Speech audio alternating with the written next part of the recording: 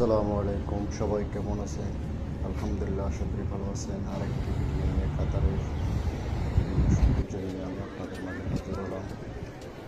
তো ভিডিওটা কেমন লাগে সবাই লাইক, কমেন্ট, শেয়ার করবেন। আর যারা ইউটিউব থেকে দেখেন তারা সাবস্ক্রাইব করবেন, যারা এখনও চ্যানেলটি সাবস্ক্রাইব করেন নাই। তো নতুন নতুন ভিডিও পেতে হলে সবসময় আমার চ্যানেলের সঙ্গে থাকবেন।